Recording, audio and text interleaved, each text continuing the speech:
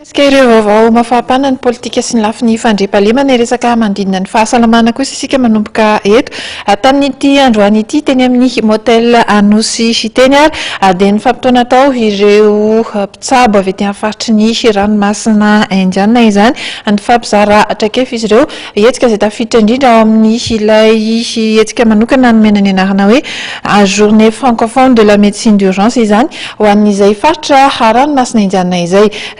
Claudia Solution sy Mama Samuel ary no mitapitra ny zava-nitranga teny an-toerana. Maharitra roa andro ny hetsika natao hifampizarana traikefa eo amin'ireo mpitsabo urgentista eto amin'ny faritry ny ranomasimbe Indiana antsoina hoe journée francophone de médecine d'urgence de l'océan Indien karakarain'ny fikambanan'ireo mpitsabo urgentista eto Madagasikara na ny AMUM sy ny SAMU La Réunion ary arahana amin'ny société française de médecine. Ity hetsika ity moa dia tanterahana etsy amin'ny motel Anosy mandritry ny roa andro. Tena tanjon'ity 4e journée francophone de médecine d'urgence ity zany arak'izay anaran'izay dia karazana andro ifampizarana traikefa eo amin'ny dokotera indrindra zany ireo dokotera miasa amin'ny service-na urgence amin'ny Anosy eto amin'ny océan Indien aton'izay Madagascar, La Réunion, Maurice, Comores, Seychelles dia Mayotte. Ny tanjona antsika eto Madagascar dia ataoko hoe mizara roa lehibe. Eo aloha zany hoe fampizarana traikefa zany hoe ahafahantsika mampivoatra hatrany sy mahazo ny vaovao farany momba ny médecine d'urgence fa manarak'izay koa misy ny karazana hoe projet zany izay etretina hitsangana amin'ity taona ity dia ny fananganana an'ilay hoe CRA.